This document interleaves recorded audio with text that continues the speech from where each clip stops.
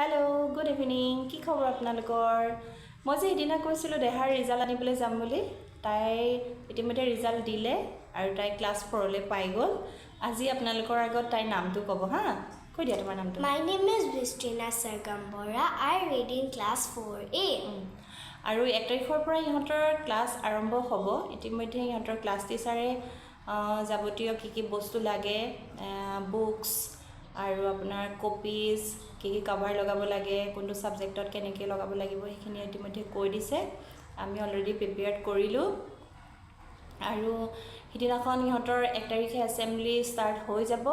ইহঁতৰ ক্লাছৰ পৰা তাইক ইংলিছৰ এটা পয়েম ৰিচাইট কৰিবলৈ কৈছে। ইতিমধ্যে তাই কবিতাটো প্ৰেক্টিছ কৰি শেষ কৰিছে। মই ভাবিছোঁ আৰু 2-এবাৰ তাই মানে প্ৰেক্টিছ কৰিব লাগিব। তাই যোনটো কবিতা ৰিচাইট কৰিব সেইটো আপোনালোকৰ আগত আজি শুনাই দিব, ঠিক আছে? Good evening. My name is Vistrina Sargambora. I read in class 4A. Today I recite a poem. The poem name is Wake Up. Wake up, it's a lovely day. Oh, please get up and come and play.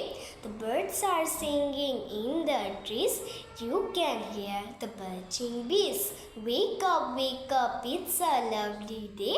Oh, please get up and come and play. It's much too late to lay in bed, so hurry up, you sleepy head. Wash and dress and come on out.